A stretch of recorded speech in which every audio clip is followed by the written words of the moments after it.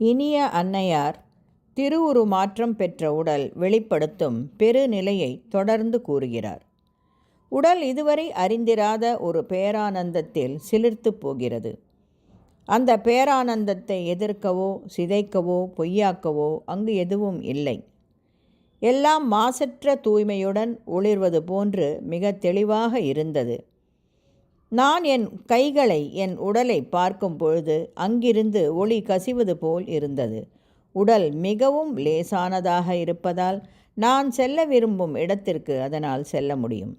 இந்நிலையில் நாள் முழுதும் மேற்கொண்ட கடினமான பணிக்கு பின்பும் கூட உடல் சோர்வடையவில்லை.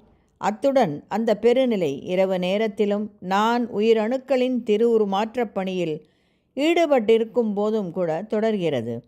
இந்த உயிரணுக்களை திருவுருமாற்றும் பணியை தொடர்ந்து மேற்கொள்ள நான் இதுவரை எனது புவி வாழ்வில் மேற்கொண்ட எல்லா பணிகளையும் விட அதிக பொறுமையும் நுட்பமான துல்லியமும் நிகரற்றதொரு ஒருமுனைப்பும் தேவைப்படுகிறது. உடல் தன்னைத்தானே பார்த்து ஆனந்த அதிர்வில் மகிழ்கிறது. அப்போது உடல் சர்வ சக்தியையும் நித்திய உணர்வையும் வரம்பற்ற தன்மையையும் உணர்கிறது. சிதைவும் இறப்பும் அங்கு இல்லை. ஆனந்தத்தின் இல்லத்தில் அவற்றுக்கு இடமில்லை.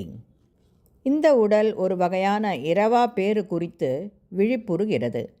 இங்கிருக்கும் அனைத்தும் பரமனது சங்கற்பத்தாலே இயக்கப்படுகிறது என்று உணர்கிறது. மேலும் இறை பேருணர்வில் அனைத்தும் சாஸ்வதமானவையாக வரம்பற்று பூரண சாந்தியில் நிறைந்துள்ளன என்பதையும் உணர்கிறது. அது அறிவுக்கு எட்டாத தேஜோமயம். பின் வேறு எப்படி இருக்க முடியும்? இந்த உடல், இந்த ஜடம் எப்பொழுதும் பிரகாசிப்பது போல் தோன்றுகிறது. திருவுருமாற்றம் பெற்ற உடல் மீண்டும் மீண்டும் தங்களுடைய திருவுளப்படியே பிரபு, தங்களுடைய திருவுளப்படியே என்று கூறுகிறது. அல்லது சில நேரங்களில் பரம பேருணர்விற்கு மறுமொழியாக ஒரு நன்றி அறிதலுடன் அது தன்னை முற்றிலுமாக சரணாகதம் செய்கிறது. ஒரு அற்புத உணர்வுடன் மீண்டும் மீண்டும் நினது பணிக்கு எம்மை தகுதி உடையவனாக ஆக்குவீர் என்று சொல்கிறது. இனிய அன்னையார் உயிர் அணுக்களின் உடலின் திருவுருமாற்றம் பற்றி இவ்வாறு கூறி முடிக்கிறார்.